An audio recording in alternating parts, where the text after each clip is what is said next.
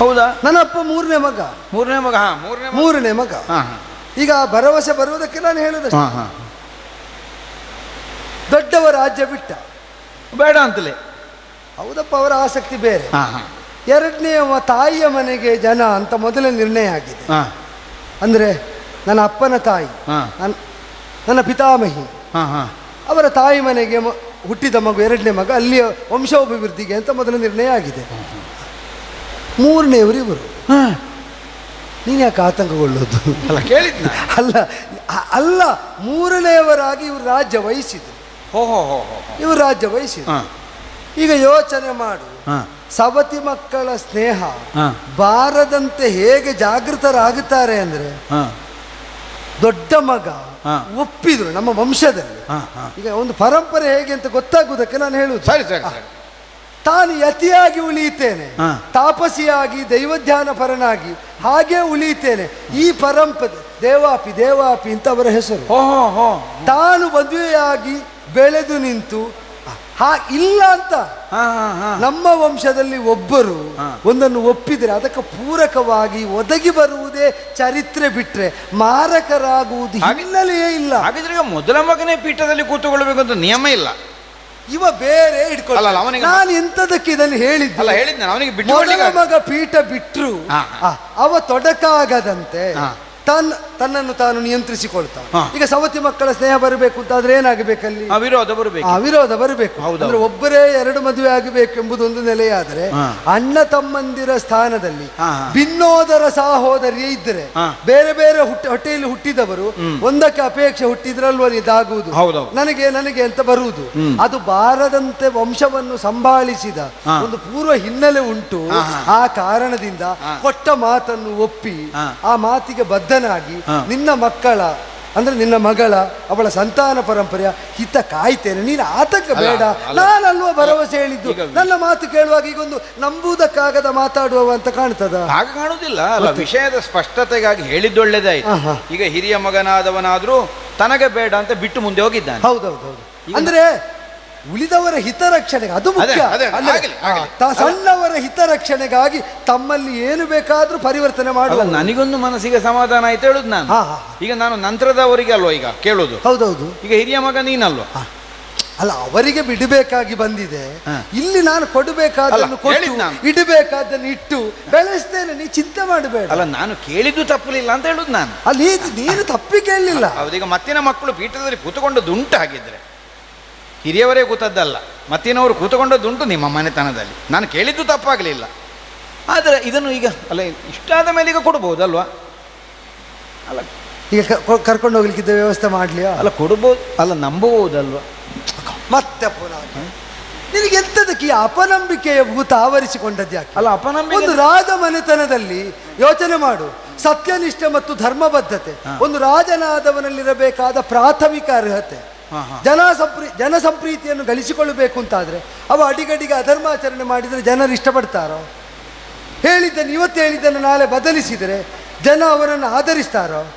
ಈಗ ನನ್ನ ಅಪ್ಪನ ಜನಸಂಪ್ರೀತಿ, ಚಂದ್ರವಂಶದ ಕುರಿತಾದಂತಹ ಜನಪ್ರೀತಿ, ಇದು ಉಳಿಯುವುದಕ್ಕೆ ಬೆಳೆಯುವುದಕ್ಕೆ ಕಾರಣ ಅದೇನು? ಅವರು ಧರ್ಮವನ್ನೇ ಮಾಡ್ತಾರೆ, ಸತ್ಯದಲ್ಲೇ ನೆಲೆಯಾಗುತ್ತಾರೆ ಅಂತಲ್ವಾ? ಮತ್ತೆ ನಂಬಿಕೆ ಇಲ್ಲದೆ ಅವರ ಬಗ್ಗೆ ನನಗೂ ವಿಶ್ವಾಸ ಉಂಟು. ಅವರ ಬಗ್ಗೆ ಅಂದ್ರೆ ನಾನು ಬೇರೆ ವಂಶದವ, ಅದೇ ವಂಶದಿಂದ ಬಂದ ನಾನು ಹೇಳ್ತೇನೆ ಅವರ ಬಗ್ಗೆ ವಿಶ್ವಾಸ. ಒಂದೇ ಮಂತ್ರದಲ್ಲಿ ಹುಟ್ಟಿದವರೆಲ್ಲ ಒಂದು ಗುಣದಲ್ಲಿ ಒಂದೇ ತರನಾಗಿರ್ತಾರೆ ಅಂತ ಅರ್ಥ ಅಲ್ಲ. ಒಂದು ಕುಲದವರು, ಆ ಕುಲದ ಆಚಾರದಲ್ಲಿ. ಈಗ ಶಂತನು ಚಕ್ರವರ್ತಿಗಳಿಗಿರುವಂತಹ ಧರ್ಮ ಬುದ್ಧಿಯ ಕುರಿತಾಗಿ ಪ್ರಪಂಚದಲ್ಲಿರುವ ಪ್ರಖ್ಯಾತಿ ಅದಕ್ಕಿಂತ ಮೊದಲಿನವರಿಗೆ ಅಷ್ಟು ಬರಲಿಲ್ಲ ಅಲ್ಲ ಹೇಳಿದ್ ನಾನು. ಆಯ್ತು, ಈಗ ಮೊದಲಿದ್ದು ಬಿಡು, ನಂತರದ ಬರ್ಬೋದು, ಬರ್ಬೇಕದಲ್ಲ. ಈಗ ನಿನ್ನ ಅಪ್ಪಯ್ಯನ ಇದಕ್ಕೆ ಒಪ್ಪುತ್ತಿದ್ರೆ ನಾನು ಒಪ್ಪುತ್ತಿದ್ದೆ.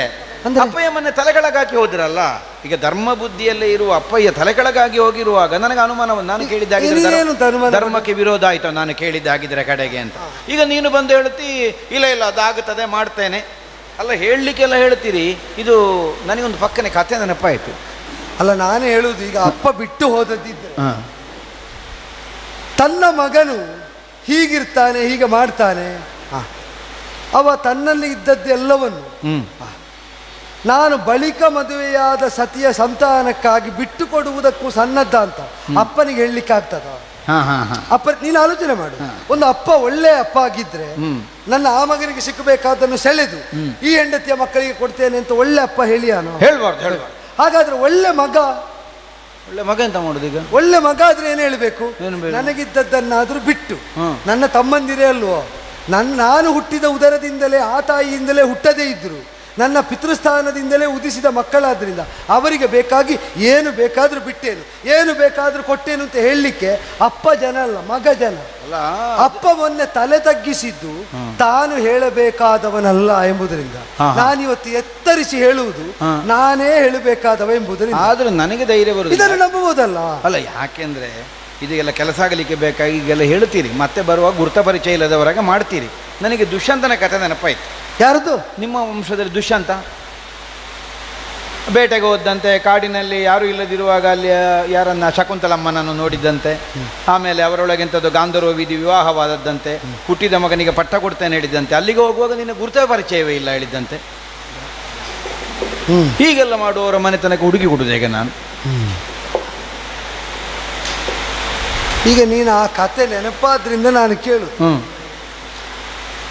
ಈಗ ನಿನ್ನ ಮಗಳಿಗೆ ಮಕ್ಕಳಾಗುವಲ್ಲಿವರೆಗೆ ನಿನ್ನ ಮಗಳ ಅರಮನೆಗೆ ಬರುವುದು ಬೇಡ, ನಿನ್ನ ಈ ಗುಡಿಸಲಲ್ಲಿ ಇರಲಿ, ನಾನೇ ಇಲ್ಲಿಗೆ ಬಂದು ಹೋಗ್ತೇನೆ ಅಂತ ಅಪ್ಪ ಹೇಳಿದ್ರು. ಅದಿಲ್ಲ.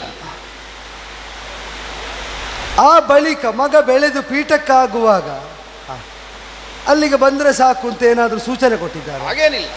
ಮತ್ತೆ ಯಾಕೆ ಆ ಕತೆ ನೆನಪಾಗುವುದು? ಅಲ್ಲ, ಆಗಲ್ಲ.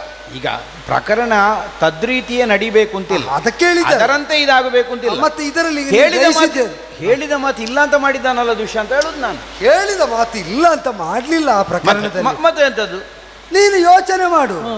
ದುಷ್ಯಂತ ಭೂಪತಿ ಕಾಡಿಗೆ ಬಂದಾಗ ಮದುವೆ ಆಗಿತ್ತು, ಅವರಿಗೆ ಬೇರೆ ಹೆಂಡಿರಿದ್ರು, ಮಕ್ಕಳು ಇದ್ರು. ಹೌದು, ಇಲ್ಲಿಯೂ ಹಾಗೆ ನಿಮ್ಮ ಅಪ್ಪನಿಗೆ ಬೇರೆ ಮದುವೆ ಆಗಿತ್ತು, ಮಗನೂ ಇದ್ದಾನೆ. ಬಂದಾಗದಲ್ಲಿ ಕಣ್ಣು ಆಶ್ರಮದ ಸನಿಹದಲ್ಲಿ ಬೇಟೆಯ ಯಾನ ಸಾಗುವಾಗ ಶಕುಂತಲಾ ದೇವಿಯನ್ನು ಕಂಡದ್ದು. ಕಂಡವನೇ ಆ ಸೌಂದರ್ಯಕ್ಕೆ ಮನಸೋತು ಒಡಗೂಡುವುದಕ್ಕೆ ಗಾಂಧರ್ವದಿಂದ ಮದುವೆ ಆಗುವುದಕ್ಕೆ ಹಂಬಲಿಸಿ. ಈಗ ಇತಿವೃತ್ತ ಅದೇ ಅಲ್ವಾ ಕತೆ ಕೇಳಿದ್ದು? ಅಲ್ಲ, ಯಾಕೆಂದ್ರೆ ಕೆಲವು ಕಡೆ ಕತೆ ಬರುವಾಗ ಕಥೆಯೇ ಬದಲಾಗಿರ್ತದೆ.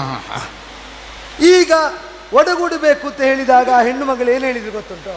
ಈಗ ಇಲ್ಲಿ ನೀನು ಹೇಳಿದ್ದನ್ನೇ ಹೇಳಿದ್ರು ನೋಡು, ಅವನಿಗೊಂದು ಸಂತೋಷ ಆದ್ದು. ನೋಡು, ನಾನು ಹೇಳಿದ್ದೆ, ಹೆಣ್ಣು ಮಗಳು ಹೇಳಿದ್ದಾಳೆ ಅಂತ. ನನ್ನುದರದಲ್ಲಿ ಜನಿಸುವ ಮಗುವಿಗೆ ಪಟ್ಟ ಆಗಬೇಕು. ಹೌದು, ಯಾಕೆಂದ್ರೆ ಅವಳು ಗುಡಿಸಲ್ನಲ್ಲಿ ಇದ್ದವಳು, ಅದಕ್ಕೆ ನೆನಪಾಯ್ತು ಅವಳಿಗೆ ಆಗಬೇಕು. ಮತ್ತೆ ಅದಲ್ಲದೆ ಗಾಂಧರ್ವದಿಂದಲಾದರೂ ವಿವಾಹ ಆಗುವುದಕ್ಕಾಗುವುದಿಲ್ಲ ಅಂತ, ವಿವಾಹ ಆಗಲೇಬೇಕು ಅಂತ ಕೃತನಿಶ್ಚಯನಾಗಿದ್ದ ದುಷ್ಯಂತ ಭೂಪತಿ ಮಾತು ಕೊಟ್ಟ, ಒಡಗೂಡಿದ. ಗರ್ಭಿಣಿಯಾದ ಸ್ಥಿತಿಯಲ್ಲಿ ಹೆಚ್ಚು ದಿನ ಉಳಿಯುವುದಕ್ಕಾಗದವನು ಕಣ್ಣರು ಬರುವುದಕ್ಕೆ ಮೊದಲು ಮರಳಿದ. ಹುಟ್ಟಿದ ಮಗು ಯುವರಾಜನಾಗುವ ವಯಸ್ಸಿಗೆ ಬಂದ ಕಾಲದಲ್ಲಿ ಆ ಮಗುವನ್ನು ಕರ್ಕೊಂಡು ಅವಳು ಸಿಂಹಾಸನಕ್ಕೆ ಬಂದು ಇದು ಮಗು ಅಂದಾಗ ಪರಿಚಯ ಇಲ್ಲದವರಂತೆ ವರ್ತಿಸಿದ. ಹೌದಂತೆ. ಈಗ ನಿನ್ನ ಆಕ್ಷೇಪ ಅದು. ಮಾತು ಕೊಟ್ಟಿದ್ದಾನೆ ಮೊದಲು, ಆ ಬಳಿಕ ಬಂದಾಗ ಗುರುತ ಪರಿಚಯ ಇಲ್ಲದವರ ಜನವೇ ಗೊತ್ತಿಲ್ಲ ಅಂತ ಹೇಳುದು. ಹಾಗಿದ್ರೆ ಏನು ಹೇಳ್ಬೇಡ, ಜನವೇ ಗೊತ್ತಿಲ್ಲ ಅಂತ ಹೇಳಿದಾಗ ಆ ಹೆಣ್ಣು ಮಗಳೇನು ಹೇಳಿದ್ಲು? ನೀನು ಮಾತು ಕೊಟ್ಟದ್ದಾದರೆ ಅದು ಸತ್ಯವಾಗಿಯೇ ತೀರ್ತದೆ. ನೋಡು, ವಿಶ್ವಾಸ ನೋಡು. ಚಂದ್ರವಂಶದಲ್ಲಿ ಯಾರಾದರೂ ಮಾತು ಕೊಟ್ರೆ ಅದು ಸತ್ಯವಾಗಿಯೇ ತೀರ್ತದೆ ಅಂತ ಒಂದು ಹೆಣ್ಣು ಮಗಳಿಗೆ ಅಬಲೆಗೂ ದೃಢತೆ ಉಂಟು. ನೀನು ಇಷ್ಟು ವ್ಯವಹಾರ ಚತುರನಾಗಿ ನಿನಗೆ ವಿಶ್ವಾಸ ಇಲ್ಲ. ನನ್ನ ಮಗನಿಗೆ ಪಟ್ಟ ಅಂತ ಆಡಿದ ಮಾತು ಸತ್ಯವಾಗಿಯೇ ತೀರ್ತದೆ ಅಂತ ದೃಢವಾದವಳು ಹೀಗೆ ನಿರಾಕರಿಸಬೇಕಾದ್ದಲ್ಲ ಅಂತ ಹೆಣ್ಣಿನ ಸ್ಥಾನದಲ್ಲಿ ಹೇಳಿದ್ರು. ಮರಳುವ ಕಾಲದಲ್ಲಿ ಏನಾಯ್ತು? ಅಶರೀರವಾಣಿ ಆಯಿತು. ಎಂಥದ್ದು ಅಂತ? ಇವನು ನಿನ್ನಿಂದ ಭರಿಸಲ್ಪಡಬೇಕಾದ ಮಗನಾದದ್ದರಿಂದ ಭರತ ನೆನಿಸ್ತಾನೆ. ಅದು ತನಕ ಸರ್ವದಮನ ಅಂತ ಏನೋ ಹೆಸರಿಟ್ಟು ಭರತ ನೆನಿಸ್ತಾನೆ. ಇವನು ಈ ಕುಲವನ್ನೂ ಭರಿಸ್ತಾನೆ. ಆದ್ದರಿಂದಲೇ ಈ ಕುಲವನ್ನೇ ಭರಿಸುವ ಯೋಗ್ಯತೆ ಇದ್ದ ಸಂತಾನವಾದ್ದರಿಂದ ಇವನ ಹಿಂದಿನವರು ಇವನ ಮುಂದಿನವರು ಭಾರತರು ಅಂತಾಗುತ್ತಾರೆ. ಇದು ಆ ಕಾಲದಲ್ಲಿ ಆದಂತಹ ಶರೀರವಾಣಿ. ಅದಾದ ಮೇಲೆ ಅವ ಏನು ಹೇಳಿದ ಅದು ಮುಖ್ಯ. ನಾನು ಮಾತು ಕೊಟ್ಟದ್ದು ಹೌದು. ಕಾಮ ವಿವಶನಾಗಿರುವ ವೇಳೆಯಲ್ಲಿ ಪ್ರೇಮಮಯಿಯಾಗಿ ಮಾತು ಕೊಟ್ಟದ್ದು ಹೌದು. ಆದರೆ ಹೆಣ್ಣಿಗಾಗಿ ಒಂದು ದಾರಿ ತಪ್ಪಿ ಕಂಡವರಿಗೆ ಏನೇನೋ ಮಾತು ಕೊಟ್ಟಿದ್ದಾನೆ, ಅದನ್ನು ನಾವು ಪಾಲಿಸಬೇಕಾಗಿಲ್ಲ ಎಂಬ ಒಂದು ಲಘುಭಾವ ಪ್ರಜೆಗಳಲ್ಲಿ ಬಂದರೆ ಉತ್ತರಾಧಿಕಾರಿಯಾಗಿ ಪ್ರಭುವಾದವನನ್ನು ಅಲಕ್ಷ್ಯದಿಂದ ಕಾಣ್ತಾರೆ. ಅದಕ್ಕಾಗಿ ಸಭಾ ಮಧ್ಯದಲ್ಲಿ ಒಂದು ನಿರ್ಣಯ ಆಗಬೇಕು. ಪ್ರಾಜ್ಯಸಮ್ಮತವಾದ ವಿಧಾನದಲ್ಲಿಂತ ವಿರೋಧಿಸ್ತಾ ಹೋದ ಕಾಲದಲ್ಲಿ ಆಶಯ ಅರಿತ ದೇವತೆಗಳು ಅಶರೀರಿಗಳಾಗಿ ಆಕಾಶವಾಣಿಯನ್ನು ಹೇಳಿದರು. ದೇವತೆಗಳು ಹೇಳಿದ್ದು ಮತ್ತೆ ಓಹೋ, ನೀನು ಆ ಕತೆ, ನಿನಗೆ ಯಾರು ಕತೆ ಸರಿ ಹೇಳಲಿಲ್ಲ ಅಲ್ಲ, ಕತೆ ಸರಿ ಹೇಳಲಿಲ್ಲಲ್ಲ, ಈಗ ಸರಿ ಗೊತ್ತಾಯ್ತು ನನಗೆ. ಇದು ಹಾಗಿದ್ರೆ ಇನ್ನು ಹೇಗೂ ನನ್ನ ಮಗಳನ್ನು ಕೊಡ್ಲಿಕ್ಕೆ ಒಂದು ಒಪ್ಪುದಕ್ಕಾಗಿ ಹೇಳಿದ್ರೆ ಹೇಗೂ ಆಗು, ಅದ್ಯಾಕೋ? ಅದು ನಿಮ್ಮ ಬುದ್ಧಿವಂತಿಗೆಲ್ಲ ಗೊತ್ತಾಯ್ತು ನನಗೆ. ಎಂಥದ್ದು? ಇನ್ನು ನಾನು ನಾಳೆ ಯಾವ ದೇವರ ಹತ್ರ ಹೇಳಿಸ್ಲಿಕ್ಕೆ ಕರ್ಕೊಂಡು ಬರುವುದು? ಈಗ ನೀವು ಇಲ್ಲಿ ಸಂರಕ್ಷಣೆ ಮಾಡ್ತೀನಿ ಅಂತೆಲ್ಲ ಹೇಳ್ತೀರಿ, ನಾಳೆ ಅವತ್ತಲ್ಲಿ ಕೊಡದೇ ಇರುವಾಗ ನಾನು ಬದುಕಿ ಉಳಿದರೆ ಯಾಕೆ ಕೊಡಲಿಲ್ಲ ಅಂತ ಹೇಳುವಾಗ ಅದಿಲ್ಲ, ಅದು ದೇವತೆಗಳು ಹೇಳ್ಬೇಕು, ಆಮೇಲೆ ಕೊಡ್ತೇವೆ. ನಾನು ಯಾವ ದೇವತೆ ಹತ್ರ ಹೇಳಿಸೋದು? ಇಲ್ಲ, ನಾನೊಂದು ಹೇಳಿಯಾ, ದೇವತೆಗಳು ಹೇಳಿದಾಗ ಒಪ್ಪಬೇಕಾದದ್ದನ್ನು ಒಪ್ಪಿದವರ ಕಥೆಯನ್ನು ಈಗ ಹೇಳಿದ್ದು. ಯಾರೂ ಹೇಳದೆ ತಾಯಿಯ ಸ್ಥಾನದಲ್ಲಿದ್ದವಳು ದೇವತೆ ಅಂತ ತಿಳಿದು ವರ್ತಿಸಿದ ಮಗನು ನಮ್ಮ ವಂಶದಲ್ಲಿ ಆಗಿ ಹೋಗಿದ್ದಾನೆ. ಯಾರು? ಎಲ್ಲ ವಂಶೋದ್ಭವನು ಪೂರ್ವ, ಅವನು ಯಯಾತಿ ಪುತ್ರ. ಶರ್ಮಿಷ್ಠೆಗೆ ಧ್ರುವು, ತುರ್ವಸು, ಯದು, ಹೀಗೆ ಬೇರೆ ಬೇರೆ ಮಕ್ಕಳು ದೇವಯಾನಿಯಲ್ಲೂ ದಾಸಿಯ ಸುತರಾದಂತಹ ಅನುವೋ ಪೂರ್ವ ಉದಿಸಿ ನಿಂತ ಕಾಲದಲ್ಲಿ ಕಿರಿಯವನು ಪೂರ್ವ ಪಿತೃಪ್ರೀತ್ಯರ್ಥವಾಗಿ ಈಗ ಶುಕ್ರನ ಶಾಪ ಬಂತು. ದಾಸಿಯಾಗಿ ಕಾಣಬೇಕಾದ ಶರ್ಮಿಷ್ಠೆಯನ್ನು ಒಡಗೂಡಬಾರದು ಅಂತ ನಿರ್ಬಂಧ ಇತ್ತು. ಶುಕ್ರಪುತ್ರಿಯಾದ ದೇವಯಾನಿಯನ್ನು ಮಾತ್ರ ಬಾವಿಯಿಂದ ಎತ್ತಿ ರಕ್ಷಿಸಿದ್ದಕ್ಕಾಗಿ ಮದುವೆಯಾದದ್ದು. ಅವಳು ದಾಸಿ, ಉಳಿದಂತೆ ತನ್ನ ಮಗಳಿಗೆ ದಾಸಿ, ನಿನಗಲ್ಲ ಅಂತ ಆಡಿ ಕಳಿಸಿದ್ದ. ಅದನ್ನು ಒಪ್ಪದೆ ಎಲ್ಲೋ ಒಂದು ಮಧುರವಾದಂತಹ ಕ್ಷಣದಲ್ಲಿ ಅವರು ಒಂದಾದದ್ದರ ಪರಿಣಾಮವಾಗಿ ಸಂತಾನ ಆಗಿದೆ ಅಂತ ತಿಳಿದು ಶಾಪ ಬಂತು, ಅಕಾಲ ವೃದ್ಧಾಪ್ಯ ಅಂತ. ಅಳಲಿದ ಕಾಲದಲ್ಲಿ ಭರವಸೆ ಕೊಡ್ತಾ, ನಿನ್ನ ರಕ್ತ ಸಂಬಂಧಿಗಳಲ್ಲಿ ಅಂದ್ರೆ ಸಂತಾನ ಪರಂಪರೆಯಲ್ಲಿ ಯಾರಾದರೂ ವಿನಿಮಯ ಮಾಡುವುದಿದ್ರೆ ನಿನ್ನ ಅಕಾಲ ವೃದ್ಧಾಪ್ಯ ಅವರಿಗೆ ಹೊರಿಸಿ ಆ ಯೌವನ ನೀನು ಹೊಂದಿ ಮೆರೆಯಬಹುದು. ಇದನ್ನು ಹೇಳಿದ ಕಾಲದಲ್ಲಿ ಬಂದು ಸಂಸಾರ ಮಧ್ಯದಲ್ಲಿ ಆ ಕೊಡುಗೆ ಕೊಟ್ಟ.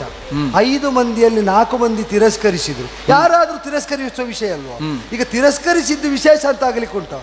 ಯೌವನ ಊರ್ಜಿತವಾಗುವ ಕಾಲದಲ್ಲಿ ವೃದ್ಧಾಪ್ಯ ಬರ್ತದೆ ಅಂತಂದ್ರೆ ಯಾರಾದ್ರೂ ತಿರಸ್ಕರಿಸಿದ್ರೆ ಅದು ಸಹಜ ಅಂತ ಕಾಣುವ ಸ್ಥಿತಿ. ಆದರೆ ನನ್ನ ವಂಶದಲ್ಲಿಯೇ ಪೂರ್ವದಲ್ಲಿ ಉದಿಸಿದ ಪೂರ್ವ ನಾಮಕನಾದವನು ಪಿತೃಪ್ರೀತ್ಯರ್ಥವಾಗಿ ತನ್ನ ಯೌವನವನ್ನಾದರೂ ಬಿಟ್ಟು ಕೊಟ್ಟದ್ದರಿಂದಲೇ ಅವನು ಮಹಾತ್ಯಾಗಿ ಎನಿಸಿದ. ಮತ್ತೆ ಗೊತ್ತಾಯ್ತು ಅವನಿಗೂ ಕೂಡ, ಯಾರು ಬಿಟ್ಟು ಕೊಡ್ತಾನೋ ಅವನಿಗೆ ಸಾಮ್ರಾಜ್ಯ ಅಂತ.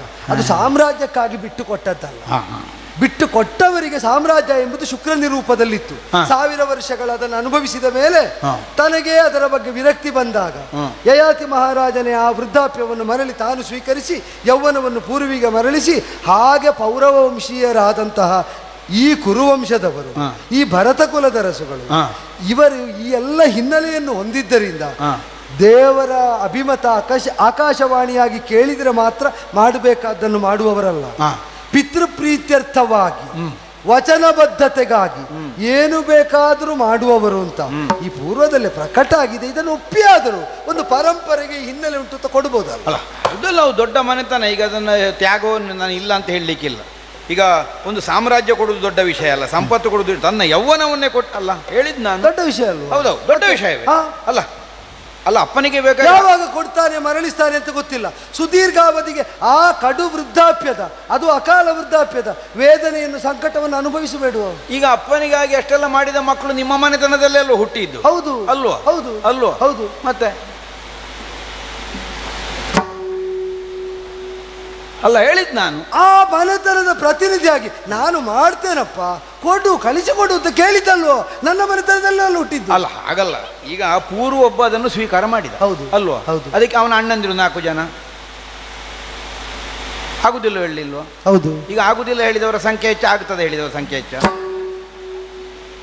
4 ಜನ ಆಗುದಿಲ್ಲ ಮತ್ತೆ 4 ಜನ ಆಗುದಿಲ್ಲ ಹೇಳಿದ ಹಸಿ ಉದಾಹರಣೆ ಇರುವಾಗ ನಿನ್ನಲ್ಲಿ ನಾನು ಯಾದವ ಅಂತ ಹೇಳಿದ ಇಲ್ಲ, ನಾನು ಯದುವಂಶೀಯ ಅಂತ ಹೇಳಿದ್ದಲ್ಲ. ಅವರ ಕುಲದಿಂದ ಹೊರಗೆ ತುರ್ವಸು ಅಲ್ಲ, ದೃಶ್ಯ ಅಲ್ಲ, ಅನು ಅಲ್ಲ ನಾನು. ಅವರು ನಾಲ್ವರನ್ನು ಕುಲದಿಂದ ಹೊರಗಿಟ್ಟು ನೀ ಯೋಚನೆ ಮಾಡು, ಯಾವ ರಕ್ತದ ಪರಂಪರೆ ಮುನ್ನಡೆಯಬೇಕು ಅಂತ ಯಯಾತಿ ಸಂಕಲ್ಪಿಸಿದ. ಅಪ್ಪನಿಗಾಗಿ ಬಿಡುವ ವಂಶದ ಪರಂಪರೆಯಾಗಿ ಇದು ಮುಂದುವರಿಯಬೇಕು, ಅಪ್ಪನಿಗೆ ಕೊಡದ ವಂಶದ ಪರಂಪರೆ ಅಲ್ಲ ಎಂಬುದರಿಂದ ನಾಲ್ವರಿಗೆ ಶಾಪ ಕೊಟ್ಟು ವಂಶದಿಂದ ಹೊರಗೆ ಹಾಕಿದ. ಅಧಿಕಾರವೂ ಇಲ್ಲ, ರಾಜ್ಯವೂ ಇಲ್ಲ ಅಂದ. ಆ ವಂಶದ ಪ್ರತಿನಿಧಿಯಾಗಿ ದೇವವ್ರತ ಕೇಳುವುದು, ಕಳಿಸಿಕೊಡು. ಹೌದಪ್ಪ, ಈಗ ನಾಳೆ ಶಾಪ ಕೊಡ್ಲಿಕ್ಕೆ ಅಪ್ಪ ಇರುವಾಗಾದ್ರೆ ಸರಿ ಅಲ್ಲ ಹೇಳಿದ್ ನಾನು. ಈಗ ಅಪ್ಪ ಹೋದ ಮೇಲೆ ಆದ್ರೆ ಯಾರ ಹತ್ರ ಶಾಪ ಕೊಡಿಸುವುದು ನಾನು? ನನಗೊಂದು ದೃಢ ನಿಶ್ಚಯ ಆಗಬೇಕಲ್ಲ. ಇವ ಹಿಂದಿನದನ್ನು ತೋರಿಸಿದ್ರೆ ಏನು ತೋರಿಸಿದ್ರು ಅಲ್ಲ, ಇಟ್ಟುಕೊಂಡು ಇವ ಮಾತಾಡಿದ ದೃಢತೆ ನೋಡಿ. ಈಗ ಹಿಂದಿನದನ್ನು ತೋರಿಸಿದ್ರೆ ಆಗುವುದಿಲ್ಲ ನಿನಗೆ, ಆ ದೃಢತೆ ಬರುವುದಿಲ್ಲ. ಆದದ್ದನ್ನು ಹೇಳಿದರೂ ನೀನು ನಂಬುವುದಿಲ್ಲ. ಇಲ್ಲ ಇಲ್ಲ, ಆಗಬಹುದಾದದ್ದನ್ನು ಸೂಚಿಸಿದರೂ ನಂಬುವುದಿಲ್ಲ. ಆಗಬೇಕಾದ್ದು ಆಗಬೇಕಾದಂತೆ ನಿನ್ನೆದುರಿನಲ್ಲೇ ಆದರ ಒಪ್ಪುತ್ತೀಯಾ? ಅದು ಹೇಗೆ ಅಂತ ನೀನು ಮಾಡಿ ತೋರಿಸಬೇಕು. ನಾವು ಹುಟ್ಟಿದ್ದೆಲ್ಲಿಂದ ನಮಗೆ ಸ್ಪಷ್ಟ ಉಂಟು. ಭರತ ಕುಲದರ ಸುಗಳು ಧರ್ಮವ ತೊರೆದು ಹೋಗುವರೆಲ್ಲವೆಂದಿಗೂ ಸುರರು ಮುನಿಗಳು ಸಿದ್ಧ ಸಾಧ್ಯರು ಕೇಳಲಿ ಕ್ಷಣದಿ.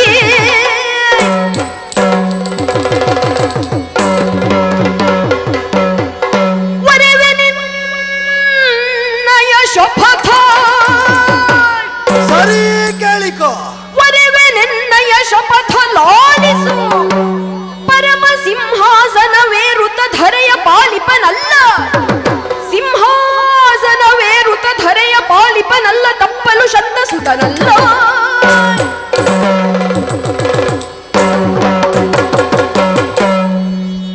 ಭರತ ಕುಲದ ರಸುಗಳವರು ಸದಾಚಾರಿಗಳಾದವರು, ಧಾರ್ಮಿಕರಾದವರು, ಸತ್ಯನಿಷ್ಠರಾದವರು, ಅವರ ಪರಂಪರೆಯ ಪ್ರಾತಿನಿಧ್ಯ ಹೊಂದಿದ ದೇವವ್ರತ ಶಾಂತನು ಭೂಪತಿಯ ಸುತನಾಗಿ ಪಿತನಾಶಯವನ್ನು ಕೈಗೂಡಿಸುವುದಕ್ಕೆ ಕಲ್ಯಾಣ ಕಾಮನೆಯಿಂದ ನಿನ್ನ ಕಾಮಿನಿಯನ್ನು ಕೇಳಿದರೆ ನಿನ್ನ ಮನದೊಳಗೆ ಕಂಧರನಿರಬಹುದು ನೀನು. ಆದರೆ ಸಂದೇಹದ ಕಾರ್ಗತ್ತಲು ಕವಿದುಂಟು. ಬೆಳಕು ಕಾಣದ ಹೊರತಾಗಿ ಆ ದಾರಿಯಲ್ಲಿ ನೀನು ಒಂದು ಹೆಜ್ಜೆ ಮುಂದಡಿ ಇಡುವವನಲ್ಲ ಅಂತ ನನಗೆ ಸ್ಪಷ್ಟ ಉಂಟು.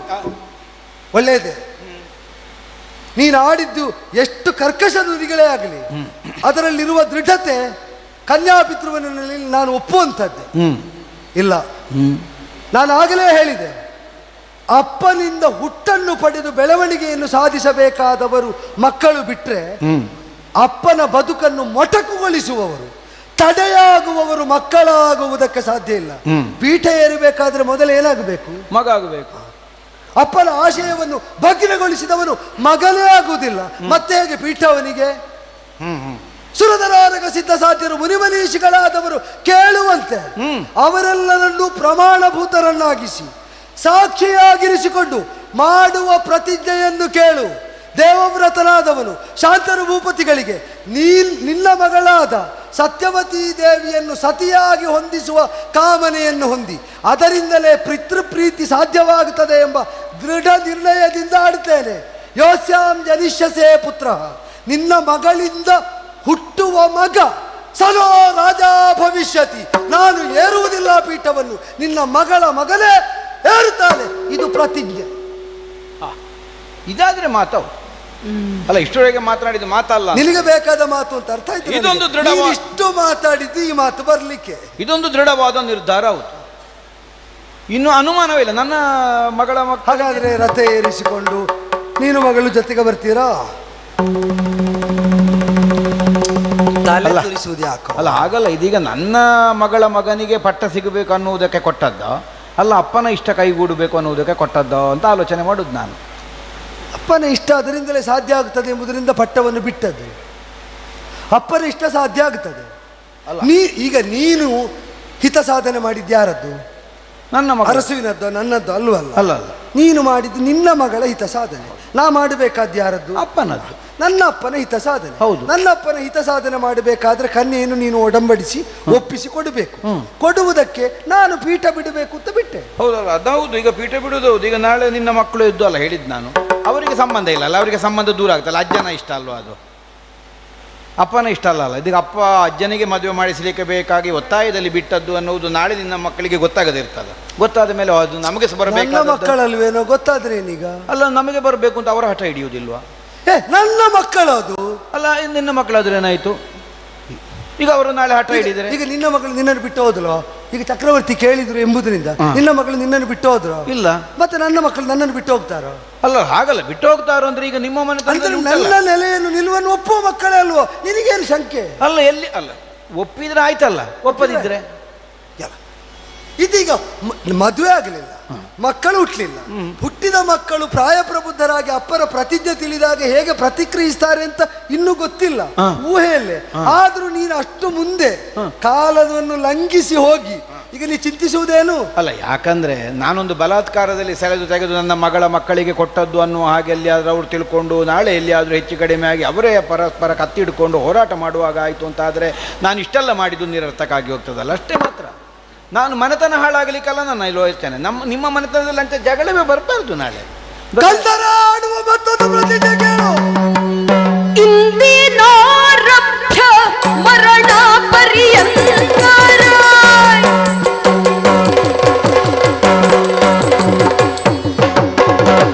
ಇಂದಿನಾರಭ್ಯ ಮರಣ ಪರ್ಯಂತರ ಮರಣ ಪರ್ಯಂತರ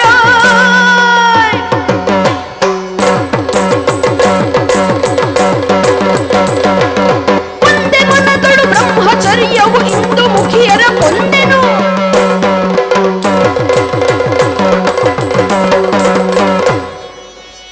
ಇಂತಹ ಪ್ರತಿಜ್ಞೆಗಳನ್ನು ಈ ಹಿಂದೆ ಮಾಡಿದವರು ಇದ್ದಾರೋ ಅಂತ ಕೇಳಿದ್ರೆ ಇಲ್ಲ. ಮುಂದೆ ಮಾಡುವವರು ಬರ್ತಾರೋ ಅಂದ್ರೆ ಸಂದೇಹವೇ. ಹಿಂದಿನವರ ಆದರ್ಶ ಇಲ್ಲ, ಮುಂದಿನವರಿಗೆ ಇದು ಆದರ್ಶವಾಗಬೇಕೆಂಬ ಭಾವವು ನನ್ನಲ್ಲ. ಆದರೂ ವರ್ತಮಾನದಲ್ಲಿ ಅದು ಅನಿವಾರ್ಯವಾದದ್ದರಿಂದ ಮಾಡುವ ಪ್ರತಿಜ್ಞೆ. ಗೊತ್ತು ನನಗೆ, ಶಾಸ್ತ್ರಸಮ್ಮತವಾದ ವಿಧಾನದಲ್ಲಿ ಸ್ವರ್ಗಾದಿ ಲೋಕಗಳನ್ನು, ಪಿತೃಲೋಕಗಳನ್ನು, ದಿವ್ಯಲೋಕಗಳನ್ನು ಹೊಂದಬೇಕು ಅಂತಾದರೆ ಬದುಕಿನಲ್ಲಿ ಹೇಗೆ ಬ್ರಹ್ಮಚರ್ಯ ಆದ ಮೇಲೆ ಯಾವುದು ಗಾರ್ಹಸ್ಥ್ಯ, ಅದಾದ ಮೇಲೆ ವಾನಪ್ರಸ್ಥಾದಿ ಆಶ್ರಮಗಳು, ಇದನ್ನು ಹೊಂದಬೇಕು ಅಂತ ಶಾಸ್ತ್ರ ನಿರ್ದೇಶ ಉಂಟು. ಅದನ್ನು ಯಾರಾದರೂ ಉಲ್ಲಂಘಿಸಿದರೆ ಸಕ್ರಮವಾಗಿ ಸದ್ಗತಿ ಲಭ್ಯವಾಗುವುದಿಲ್ಲ ಅಂತ ಗೊತ್ತುಂಟು. ಆದರೆ ನನ್ನ ಅಪ್ಪನಿಗಾಗಿ ನಾನು ಮಾಡ್ತಾ ಇರುವಂತಹ ಈ ಪ್ರತಿಜ್ಞೆಯಿಂದ ನನಗೆ ಯಾವ ಪಿತೃಲೋಕವಾಗಲಿ ಸ್ವರ್ಗವಾಗಲಿ ತಪ್ಪುವುದಕ್ಕಿಲ್ಲ. ಆ ದೇವತೆಗಳಾದರೂ ಮೆಚ್ಚಿ ಒಲಿದು ಕೊಡಲೇಬೇಕು. ಇದು ದೇವತೆಗಳ ಮೇಲೆ ನಾನು ಹೇರುವುದಲ್ಲ, ನಾನು ಮಾಡ್ತಾ ಇರುವುದು ಧರ್ಮ ಅಂತ ನನಗೆ ದೃಢವಾಗಿದ್ದರಿಂದ ನಾನು ಮಾಡುವುದು ಸತ್ಯವಾದರೆ ದೇವರು ಒಲಿಯಬೇಕು ಅಂತ ಕೇಳುವುದು ಸತ್ಯದ ಮೇಲಿನ, ಧರ್ಮದ ಮೇಲಿನ ನಿಷ್ಠೆಯಿಂದ, ಆಗ್ರಹವಾಗಿ. ಇಲ್ಲೂ ಹೇಳುವುದು ಅದಕ್ಕೆ, ನನಗೆ ಇದರಿಂದ ಭವಿಷ್ಯದಲ್ಲಿ ಯಾರೂ ಇಲ್ಲ ಅಂತಾಗಲಿ ನನಗೆ ಸದ್ಗತಿ ಸಿಕ್ಕಬೇಕು. ನನ್ನ ಸದ್ಗತಿಯಿಂದ ನಾವು ವಂಚಿತನಾಗುವುದಕ್ಕಿಲ್ಲ.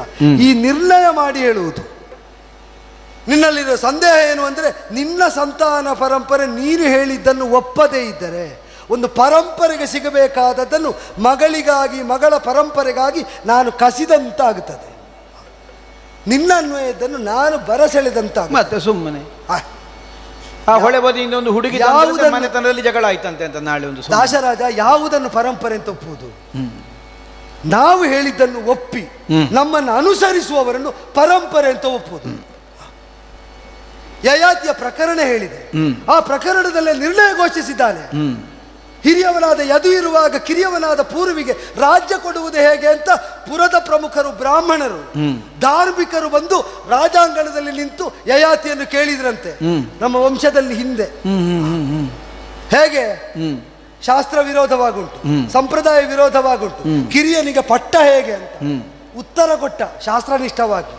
ಪ್ರತಿಕೂಲ ಪಿತುರಿಯಶ್ಚ ನಸಪುತ್ರ ಸತಾಮತಃ.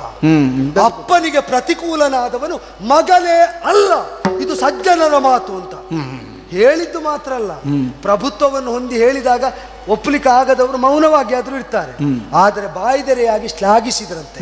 ಯಯಾತಿ ಭೂಪತಿ ಹೇಳಿದ್ದು ಧರ್ಮಶಾಸ್ತ್ರಕ್ಕೆ ಸಮ್ಮತವಾದದ್ದು. ಮಗ ಅಂತಂದ್ರೆ ದೇಹದಿಂದ ಹುಟ್ಟಿದವನಲ್ಲ, ಅಪ್ಪನ ಆಶಯವನ್ನು ಅರಿತು ಅಂತರಂಗವನ್ನು ಅನುಸರಿಸ್ತಾ ಬದುಕಿನಲ್ಲಿ ಅವನಿಗೆ ಪುತ್ರ ಅಂತ ನಿರೂಪಿಸಿದವನು ಮಾತ್ರ ಮಗ. ಆದ್ದರಿಂದಲೇ ಜೀವತೋ ವಾಕ್ಯಕರಣ. ಬದುಕಿರುವಾಗ ಅವನ ವಾಕ್ಯವನ್ನು ಅನುಸರಿಸುವುದು ಪುತ್ರನ ಪುತ್ರತ್ವದಲ್ಲಿ ಒಂದು ಲಕ್ಷಣ. ಈಗ ನೀನು ಹೇಳುವುದೇನು? ನೀನು ಹೇಳಿದ್ದನ್ನು ಒಪ್ಪದ ಮಕ್ಕಳು ಹುಟ್ಟಿದ್ರೆ, ಒಪ್ಪದ ಮಕ್ಕಳು ಹುಟ್ಟಿದ್ರೆ ಅವರು ಮಕ್ಕಳು ಅಂತ ಆಗುತ್ತಾರೋ? ಆಗುವುದೇ ಇಲ್ಲ. ನಮ್ಮ ಮಕ್ಕಳು ಅಂತ ಆಗುವುದಿಲ್ಲ ಅಂತ ಸಂದೇಹ ಬಂದ್ರೆ ಅಂತ ಮಕ್ಕಳು ಹುಟ್ಟುವುದು ಯಾಕೆ? ಹೌದಪ್ಪ, ಈಗ ಪಡೆಯುವಲ್ಲಿ ಎರಡು ಹಿನ್ನೆಲೆ ಇರುವುದು. ಒಂದು ಅರ್ಹತೆಯಿಂದ ಬರುವುದು, ಇನ್ನೊಂದು ಸಾಮರ್ಥ್ಯದಿಂದ ಬರುವುದು. ಎರಡೂ ಬರ್ತದೆ. ಈಗ ಒಪ್ಪುವ ಮಕ್ಕಳೇ ಹುಟ್ಟಿದ್ರೆ ಆಯ್ತಲ್ಲ. ಈಗ ಒಪ್ಪದೇ ಇದ್ದವರು ಹುಟ್ಟಿ ಅವರ ಕತ್ತಿಡ್ಕೊಂಡು ಬಂದ್ರೆ ಈಗ ಒಪ್ಪದೇ ಇದ್ದವರಲ್ಲೂ ಆಕ್ಷೇಪ ಮಾಡಿ. ಒಪ್ಪುವ ಮಕ್ಕಳು ಉದಿಸದೇ ಇದ್ದರೂ ಪರ್ಯಾಯ ಮಾರ್ಗ ಉಂಟು. ಒಪ್ಪದ ಮಕ್ಕಳು ಹುಟ್ಟಿ ಆಗುವ ಅನಾಹುತಕ್ಕೆ ಅನುಭವವೇ ಲಕ್ಷ್ಯವಾಗುತ್ತದೆ ಅಂತಾದರೆ ನಮ್ಮ ವಂಶದಲ್ಲಿ ನನ್ನ ನಿಮಿತ್ತದಿಂದ ಒಂದು ದುರನುಭವ ಬರುವುದಕ್ಕೆ ನಾ ಬಿಡುವುದಿಲ್ಲ. ಅದ್ಯ ಪ್ರವೃತ್ತಿ ಮೇಧಾಶ ಬ್ರಹ್ಮಚರ್ಯಂ ಭವಿಷ್ಯತಿ. ಮದುವೆಯಾಗುವುದಿಲ್ಲ, ಸಂತಾನ ಹೊಂದುವುದಿಲ್ಲ. ದಿವಿಜವರರೆಲ್ಲ ನೋಡಿ ದಿವಿಜವರರೆಲ್ಲ ನೋಡಿ ಜಾನವಿಯ ಕುವರ ಭಾಪಿಂದು ಪಾಡಿ ಜಾನವಿಯ ಕುವರ ಭಾಪಿಂದು ಪಾಡಿ ಜವ ಭೀಷಣದ ಶಪಥವ ಜವ ಭೀಷಣದ ಶಪಥವ ಗೈದನಿವ ಭುವಿಯೊಳಗೆ ಭೀಷ್ಮನೆನುವ ಗೈದವನು ಭುವಿಯೊಳಗೆ ಭೀಷ್ಮನೆನುವ.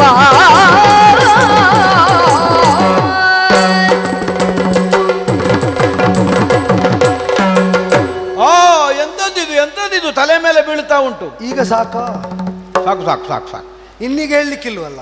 ಏನು ಇನ್ನು ನಾನೆಲ್ಲಿಂದ ದೇವತೆಗಳನ್ನು ಕರ್ಕೊಂಡು ಬರ್ಲಿ ಅಂತ ಇನ್ನು ಹೇಳಲಿಕ್ಕುಂಟ? ಇಲ್ಲ ಇಲ್ಲ ಇಲ್ಲ ಇಲ್ಲ. ಈಗ ನನ್ನ ಮಕ್ಕಳಿಗಾಗಿ ನಾ ದೇವತೆಗಳನ್ನು ನನಗೆ ಕರ್ಕೊಂಡು ಬರ್ಲಿಕ್ಕೆ ಆಗುದಿಲ್ಲ, ಕೊಡುವುದಿಲ್ಲ ಅಂತ ಹೇಳಲಿಕ್ಕಿಲ್ಲ. ಹೌದವ. ಈಗ ಅವರೇ ಹೇಳಿದ್ದಲ್ವ ಅದು. ಮತ್ತೆ ಈಗ ನಿನ್ನ ಪರಿಚಯದವರು ಯಾರಾದ್ರೂ ಮೇಲೆ ಅಲ್ಲ, ಆ ಸ್ವರವೇ ಕೇಳಿ ಗೊತ್ತಿಲ್ಲ ನನಗೆ. ಅಲ್ಲ ಹೌದೋ, ನಾನು ವಿನೋದಕ್ಕೆ ಕೇಳಿದ್ದು ಬಿಟ್ರೆ ಅಶರೀರಿಗಳಾಗಿ ಅವರಿಗೆ ಪರೋಕ್ಷ ಪ್ರಿಯರು ಅಂತ. ಅವರು ಹೇಳಿದ್ದಂಥದ್ದು ಭೀಷಣವಾದಂತಹ ಪ್ರತಿಜ್ಞೆಯನ್ನು ಮಾಡಿದ್ದರಿಂದ ವಂಶೋದ್ಧಾರಕ್ಕೆ ಹೇತುವಾಗಬಹುದಾದಂತಹ ಇವನು ಸರ್ವವನ್ನು ತೊರೆದು ಮಾಡಿದ ಪ್ರತಿಜ್ಞೆಯ ಭೀಷಣತೆಯನ್ನು ಒಪ್ಪಿ ದೇವವ್ರತ ಎಂಬ ಅಭಿಧಾನ ಹೊಂದಿದವನು ಇನ್ನು ಮುಂದೆ ಭೀಷ್ಮನೆಂದೇ ಖ್ಯಾತನಾಗಲಿ. ಒಟ್ಟಿಗೆ ಹೂವು ಬಿತ್ತು. ಈಗ ನೀವು ಅಲ್ಲ, ನಾನು ಯಾಕೆ ಅದನ್ನು ಉಲ್ಲೇಖಿಸಿದ್ದು ಅಂದ್ರೆ ಜನಪದರಲ್ಲಿ ಒಂದು ನಂಬಿಕೆ ಉಂಟಲ್ಲ, ದೇವರ ನೆಲೆಯಿಂದ ಹೂ ಬಿದ್ದರೆ ಏನು ಅಂತ. ಹೌದು, ಅದು ಒಳ್ಳೆ ಕೆಲಸ ಅಂತ ಲೆಕ್ಕ. ಈಗ ಇದನ್ನು ನಂಬಬಹುದಲ್ಲ ಅಲ್ಲ, ಹೂ ಬಿದ್ದದ್ರಿಂದ ನನಗೊಂದು ಸಮಾಧಾನ ಅದೇ ಗೊತ್ತುಂಟ. ಇಷ್ಟು ಪ್ರತಿಜ್ಞೆ ಮಾಡಿದ ನಿನ್ನ ನೆತ್ತಿಯ ಮೇಲೆ ದೇವತೆಗಳು ಹೂ ಹಾಕಿದ ದೊಡ್ಡ ವಿಷಯ ಅಲ್ಲ, ಮತ್ತೆ ನನ್ನ ತಲೆಯ ಮೇಲೂ ಬಿತ್ತಲ್ಲ. ನಿಜವಾಗಿ ಇದು ನೀನೇ ಭರಿಸಿದ ಹೂ ನಾನು ಒಪ್ಪುತ್ತೆ. ಅಲ್ಲ, ಯಾಕಂದ್ರೆ ನಾನು ತಪ್ಪು ಕೇಳಲಿಲ್ಲಲ್ಲ ಅಂತ ನಾನು ಅದನ್ನೇ ಹೇಳಿದ್ದು. ನಾನು ಅನುಚಿತವಾದದ್ದನ್ನು ಕೇಳಿದ್ರೆ ಅದಕ್ಕೆ ಪ್ರತಿಕ್ರಿಯೆಯು ಅನುಚಿತವಾದಿ ಆಗ್ತಿತ್ತು. ಉಚಿತವಾದ ಕ್ರಿಯೆಗೆ ಉಚಿತವಾದ ಪ್ರತಿಸ್ಪಂದ ಬಂದದ್ದರಿಂದ ಸಮುಚಿತವಾದದ್ದನ್ನು ಒಪ್ಪುವ ದೇವತೆಗಳು ಒಪ್ಪಿದ್ದಾರೆ. ಹಾಗಿದ್ರೆ ದೇವತೆಗಳು ಒಪ್ಪುವಾಗಿದ್ದ ಕೆಲಸವನ್ನು ನೀನು ಮಾಡಿದ್ದಿ ಅಂತ ಆಯ್ತು. ನಿನಗೊಂದು ಹೊಸ ಹೆಸರು ಅದರ ಮೂಲಕವಾಗಿ ಭೀಷ್ಮ ಅಂತ. ಭೀಷ್ಮ ಇರಲಿ, ಹೆಸರು ಏನೇ ಬರಲಿ, ಅಂತೂ ಈ ಭೂಮಿಯಲ್ಲಿ ಹುಟ್ಟಿದ ಯಾವನೇ ಮನುಷ್ಯ ಮಾಡಬೇಕಾದದ್ದು ಅದನ್ನಲ್ವ. ಹೇಗೆ ದೇವತೆಗಳು ಮೆಚ್ಚುವ ಕೆಲಸ ಅಂದ್ರೆ ದೇವರು ಮೆಚ್ಚುವ ಕೆಲಸ ಅಂತ ನಾವು ಹೇಳೋದು. ಹೌದಪ್ಪ, ಗೊತ್ತಾಯ್ತು. ಏನಿದ್ರು ಏನು ಬೇಕಾದ್ರೂ ಮಾಡು, ದೇವರು ಮೆಚ್ಚುವ ಕೆಲಸ ಮಾಡಬೇಕು. ಶಬ್ದಗಳಲ್ಲಿ ಸರಳತೆ ಇದ್ರು, ಆಶಯ ಒಳ್ಳೆಯದಾಗಿದ್ರೆ ದೇವರು ಮೆಚ್ಚುವ ಕೆಲಸ. ಈಗ ದೇವರು ಮೆಚ್ಚುವ ಕೆಲಸವನ್ನೇ ನಾವು ಮಾಡಿದ್ದೇವೆ ಅನ್ನುವಂತಹ ಸಮಾಧಾನ ನಮಗೆ ಒದಗುವ ಹಾಗಾಗಿದೆ. ಆಯ್ತಲ್ಲ. ಹೌದು. ಈಗ ಈ ಕಲ್ಯಾಣದಿಂದ, ಈ ಮದುವೆಯಿಂದ ದೇವತೆಗಳಿಗೂ ಪ್ರಿಯ ಉಂಟು ಅಂತ ನಿರ್ಣಯ ಆದ ಮೇಲೆ ಇನ್ನು ಕಳಿಸಿಕೊಡ್ಬೋದಲ್ಲ? ಕಳಿಸಿಕೊಡುವ. ಇನ್ನು ಕಳಿಸಿಕೊಡೋದು ಮತ್ತೇನು? ನೀ ಬೇಸರ ಮಾಡಬೇಡ. ಸ್ವಲ್ಪ ಆಕ್ರೋಶದಿಂದ ನಾ ಮಾತಾಡಿದ್ದ ಹೌದಾದರೂ ಸನ್ನಿವೇಶ ಪ್ರತಿಕೂಲವಾಗಿ ನನ್ನ ಧರ್ಮವೇ, ನೀನು ಆಲೋಚನೆ ಮಾಡು. ನಾವು ಪ್ರಾಮಾಣಿಕವಾಗಿದ್ದರೆ, ನಾವು ಧಾರ್ಮಿಕರಾಗಿರುವಾಗಲೂ ನಮ್ಮ ನೆಲೆಯನ್ನು ನಿಲುವನ್ನು ಯಾರಾದರೂ ಶಂಕಿಸಿದರೆ, ಶಂಕಿಸುವುದಕ್ಕೆ ಅವರಿಗೆ ಪ್ರಬಲ ಕಾರಣವೇ ಇರಬಹುದು, ಅಂತರಂಗದಲ್ಲೊಂದು ಆಕ್ರೋಶ ಹುಟ್ಟುತ್ತದೆ. ಅದನ್ನು ನಿವಾರಿಸುವುದಕ್ಕೆ ಅಂತ ಬಿಟ್ಟರೆ ನಿನ್ನ ಮೇಲೆ ಯಾವ ಬೇಸರವೂ ಇಲ್ಲ. ಮಗಳನ್ನು ಕಳಿಸಿಕೊಡು. ಅಯ್ಯೋ, ನೀನು ಪೀಠದಲ್ಲಿ ಕುಳಿತುಕೊಳ್ಳಬಾರದು, ನನ್ನ ಹಠ ಉಂಟ. ನನಗೆ ಗೊತ್ತುಂಟಲ್ಲ. ಈಗ ಯಾರ್ಯಾರ ಮನೆ ಹಾಳು ಮಾಡಿ ನನ್ನ ಮಗಳ ಸೌಭಾಗ್ಯ ಹೆಚ್ಚಲಿ ಅಂತ ಹಂಬಲಿಸುವ ತಂದೆಯೋ ನಾನು? ಅಂಥವರು ಮಾತಾಡುವ ಕ್ರಮವೂ ಇದಲ್ಲ. ಇಷ್ಟು ಕೇಳಿದ್ದು ಯಾಕೆ ಗೊತ್ತುಂಟು? ಯಾಕೆ? ನಾನು ಅವಳಿಗೆ ಅಪ್ಪನೇ ಅಲ್ಲ, ಅದಕ್ಕೆ ಇಷ್ಟು ಮಾತಾಡಿದ್ದು. ಅವಳಿಗೆ ಸರ್ವಸ್ವವು ನೀನು ಎಂಬ ನೆಲೆಯಲ್ಲಿ ಮಾತಾಡ್ತಾ ಇದ್ದಿ ಅಂತ ನಾನು ಭಾವಿಸಿದ್ದು. ನೀನು ಹೇಳಿದೆ? ನಾನು ಅವಳನ್ನು ಹುಟ್ಟಿಸಿದವಲ್ಲ ಹೇಳಿದ್ದೆ, ಅಪ್ಪ ಅಲ್ಲ ಅಂದ್ರೆ ಅರ್ಥದೆ. ಅದು ಮೀನಿನ ಹೊಟ್ಟೆಯಲ್ಲಿ ಸಿಕ್ಕಿದ ಮಗು. ಇದು ವಿಷಯ ನಮ್ಮ ಹತ್ರ ಇರಲಿ, ಅವಳಿಗೆ ಗೊತ್ತಿಲ್ಲ ಇದೆಲ್ಲ ಹೇಳಿದ್ದು ನಾನು. ಅವಳ ಹತ್ರ ನಾನು ಹೇಳಲಿಲ್ಲ ಇದನ್ನು. ಬಲೆಗೆ ಸಿಕ್ಕಿದ ದೊಡ್ಡ ಮೀನಿನ ಹೊಟ್ಟೆಯಲ್ಲಿ 2 ಮಕ್ಕಳು ಸಿಕ್ಕಿದ್ದು, ಒಂದು ಗಂಡು ಒಂದು ಹೆಣ್ಣು. ನಮಗೆ ಏನು ಸಿಕ್ಕಿದ್ರು ನಮ್ಮನ್ನು ಆಳುವಂಥ ಅರಸುಗಳಿಗೆ ಕೊಂಡೋಗಿ ಅದನ್ನು ನಾವು ಕೊಡಬೇಕು. ವಿಶೇಷವಾದ ಪ್ರಜೆಗಳೆಲ್ಲ ವಿಶೇಷವಾದ 2 ಮಕ್ಕಳನ್ನು ಕೊಂಡೋಗಿ ನಮ್ಮ ಚೇದಿ ದೇಶದ ಅರಸರ ಕಾಲಬುಡದಲ್ಲಿ ಇಟ್ಟೆವು. ಒಂದು ಸಲ ಎರಡೂ ಮಕ್ಕಳನ್ನು ಕೈಗೆತ್ತಿಕೊಂಡು ಗಂಡು ಮಗುವನ್ನು ಒಳಗೆ ಕಳಿಸಿದ್ರು, ಹೆಣ್ಣು ಮಗುವನ್ನು ನನಗೆ ಕೊಟ್ಟು. ಈಗ ನೀನೇ ಸಾಕಿಕೋ ದಾಶ ಹೇಳಿದ್ರು. ಈಗ ನನ್ನ ಮನಸ್ಸಿಗೆ ಹೇಗಾಗಬೇಡ, ನನಗೆ ಮಗುವನ್ನು ಸಾಕುವ ಅವಕಾಶ ಸಿಕ್ಕದು ದೊಡ್ಡದೇ. ಈಗ ಒಂದೇ ಮೀನಿನ ಹೊಟ್ಟೆಯಲ್ಲಿ ಹುಟ್ಟಿದ ಎರಡು ಮಕ್ಕಳು, ಒಂದು ಗಂಡು ಒಂದು ಹೆಣ್ಣು. ಗಂಡು ಮಗ ಏನಾದ ಅಲ್ಲಿ ಹೋಗಿ ಸಿಂಹಾಸನದಲ್ಲಿ ನಾಳೆ ಕೂತುಕೊಳ್ತಾನೆ. ಈ ಹೆಣ್ಣು ಮಗು ಏನಾಯಿತು, ಮೀನು ಹಿಡಿಯುವನ ಮನೆಯಲ್ಲಿ ಬೆಳೀಬೇಕಾಗಿ ಬಂತು. ಈಗ ಬಂದರೆ ಇವಳಿಗೆ ಏನು ಸಂಬಂಧ ಬಂದೀತು, ದೋಣಿ ನಡೆಸುವ ಬಂದಾನು, ಬಲೆ ಬೀಸುವ ಬಂದಾನು, ದಾಶರಿಗಿಂತ ಹೆಚ್ಚಿನದ್ದಾದಂತಹ ಸಂಬಂಧ ಬರಲಿಕ್ಕುಂಟು. ಯಾಕಪ್ಪ ಇವರು ಹೀಗೆ ಮಾಡಿದರು? ಆದರೆ ಒಂದು ದಿವಸವೂ ಯಾವ ಬೇಸರ ಅವಳ ಮನಸ್ಸಿಗೆ ಬಾರದ ಹಾಗೆ ಬಹಳ ಜತನದಿಂದ ನಾನು ಅವಳನ್ನು ರಕ್ಷಣೆ ಮಾಡಿದ್ದೇನೆ. ಬೆಳೆದು ನಿಲ್ಲುವಂತಹ ಕಾಲಕ್ಕೆ ಒಬ್ಬರು ಮಹಾತ್ಮರು ಬಂದವರು ಮದುವೆ ಆಗುವ ಅಪೇಕ್ಷೆಯಿಂದಲೇ ಕೇಳಿದರು. ನಾನು ಕೊಡುವುದಿಲ್ಲ ಹೇಳಿದೆ. ಮತ್ತೊಂದು ಸಲ ಮತ್ತೊಬ್ಬರು ಕಲ್ತವರು ಬಂದರು. ಅವರು ಹೇಳಿದರು, ದಾಶ ಕಂಡವರಿಗೆಲ್ಲ ಮದುವೆ ಮಾಡಿ ಕೊಡಬೇಡ, ಒಳ್ಳೆ ಯೋಗ್ಯತೆ ಇದ್ದ ಹೆಣ್ಣದು. ಈಕೆ ಚಕ್ರವರ್ತಿಗೆ ತಾಯಿಯಾಗುವಂಥ ಅವಕಾಶವನ್ನು ಹೊಂದಿದವಳು. ಮತ್ತೆ ಈಗ ಚಕ್ರವರ್ತಿಯ ಬಂದು ಕೇಳಿದಾಗ ಅಲ್ಲ, ಚಕ್ರವರ್ತಿ ಇಷ್ಟು ಸಂದೇಹ, ಚಕ್ರವರ್ತಿಗೆ ತಾಯಿಯಾಗುವ ಅರ್ಹತೆಯನ್ನು ಹೊಂದಿದವಳು ಅಂತಾದರೆ ನಾನು ಅಷ್ಟಕ್ಕೆ ಬೇಕಾದ್ದನ್ನೆಲ್ಲ ಮಾಡಬೇಕೋ ಬೇಡವಾ? ಈಗ ಏನಾದರೂ ನಾಳೆ ಒಂದು ದಿವಸ ತನ್ನನ್ನು ಸಾಕಿದ ದಾಶ ಅನ್ನುವುದು ನನ್ನ ಮಗಳಿಗೆ ಗೊತ್ತಾಯಿತು ಅಂತಾದರೆ ಬಂದು ಕೇಳಿದ ತಕ್ಷಣದಲ್ಲೇ ಯಾರ್ಯಾರ ಮನೆಯ ಕಸ ಮುಸುರೆ ತೊಳೆಯುವ ಕೆಲಸಕ್ಕೆ ನನ್ನನ್ನು ಕೊಟ್ಟು ಬಿಟ್ಟರು ಅನ್ನುವಾಗ ಅವಳು ಭಾವಿಸಿದರೆ ನನಗೆ ಹೇಗಾಗಬೇಡ ನನ್ನ ಕರುಳಿಗದು. ಎರಡು ಮಕ್ಕಳನ್ನು ಎರಡು ಕೈಯಲ್ಲಿ ನಾನೇ ಎತ್ತಿದ್ದು. ಒಂದು ಕೈಯಲ್ಲಿ ಎತ್ತಿದಂತಹ ಮಗು ಅರಸನಾಗುವುದು, ಮತ್ತೊಂದು ಕೈಯಲ್ಲಿ ಎತ್ತಿದಂತಹ ಮಗಳು ಕಸ ಮುಸುರೆ ತೊಳೆಯುವ ಹಾಗಾಗುವುದು ಅಂತಾದರೆ ಅದನ್ನು ಒಪ್ಪಿಕೊಳ್ಳುವುದಕ್ಕೆ ಹೇಗೆ ಸಾಧ್ಯ ಆಗಿದೆ? ಅದಕ್ಕೆ ಬೇಕಾಗಿ ಅವಳ ಬದುಕು ಒಳ್ಳೆಯದಾಗಬೇಕನ್ನೋ ಉದ್ದೇಶಕ್ಕಾಗಿ ಹೀಗೆ ಮಾತಾಡಬೇಕಾಗಿ ಬಂತು. ದಾಶರಾಜ, ಇದು ತನಕ ನಿನ್ನಲ್ಲಿ ಹೇಳದೊಂದು ವಿಷಯ ಇಲ್ಲ. ನೀನು ಅವಳಿಗೆ ಅಪ್ಪ ಅಲ್ಲ ಅಂತ ನಿನ್ನಲ್ಲಿ ಮಾತಾಡುವುದಕ್ಕೆ ಮೊದಲೇ ನನಗೆ ಗೊತ್ತುಂಟು. ಅದೇ ಗೊತ್ತು, ನೀನು ಸುಮ್ಮನೆ ಹೇಳುತ್ತೀರಿ. ಅದೇ ಗೊತ್ತು, ಯಾರಿಗೂ ಗೊತ್ತಿಲ್ಲ ಇದು ವಿಷಯವೇ. ನೀನು ಮಗಳು ಅಂತ ಹೇಳುವ ಸತ್ಯವತಿಯೇ ಹೇಳಿತು. ಯಾರು?